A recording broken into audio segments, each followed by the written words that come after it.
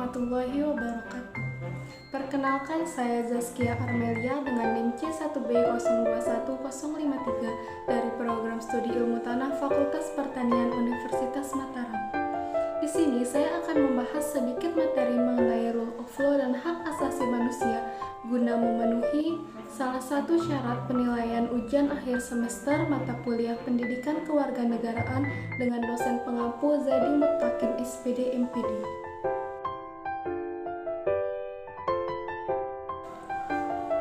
Baik, langsung saja kita mulai pada pembahasan yang pertama, yaitu mengenai rule of law.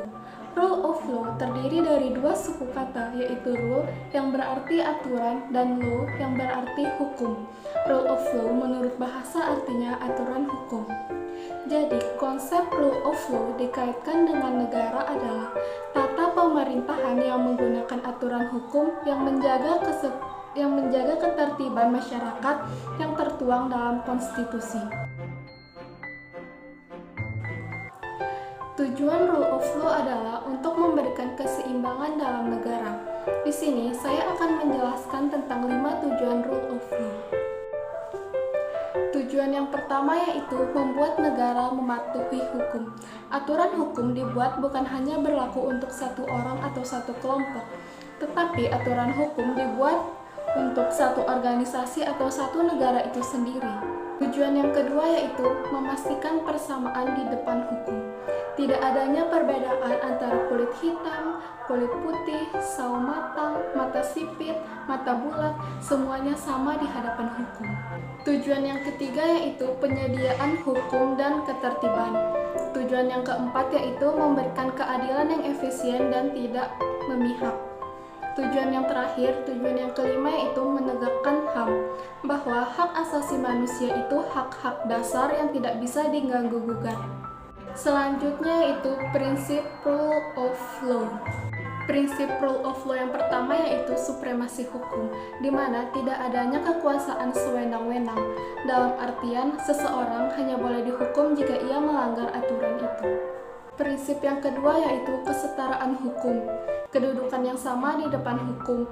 Hal ini berlaku baik bagi masyarakat biasa maupun para pejabat. Yang ketiga yaitu terjaminnya hak asasi manusia. Terjaminnya hak asasi manusia oleh undang-undang dan keputusan-keputusan pengadilan atas setiap warga negara. Baiklah, langsung saja kita lanjut ke materi yang kedua yaitu mengenai hak asasi manusia. Hak asasi manusia adalah hak-hak yang dimiliki oleh manusia sejak lahir. Artinya, hak asasi manusia merupakan karunia yang diberikan oleh Tuhan Yang Maha Esa. Oleh sebab itu, setiap warga negara yang notabene menyematkan diri sebagai negara hukum perlu menghargai yang namanya HAM.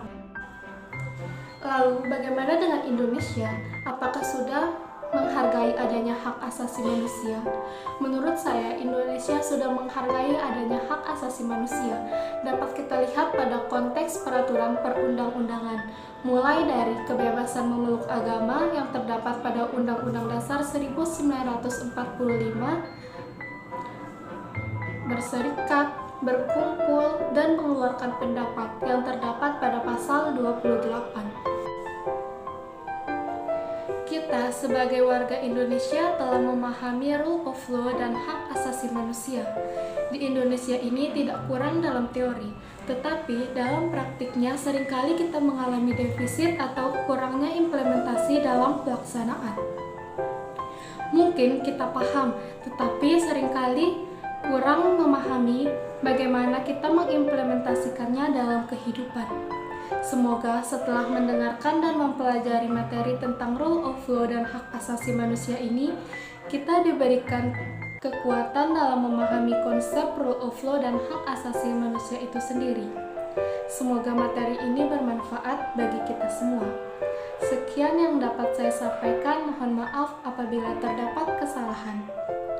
Terima kasih atas perhatiannya. Wassalamualaikum warahmatullahi wabarakatuh.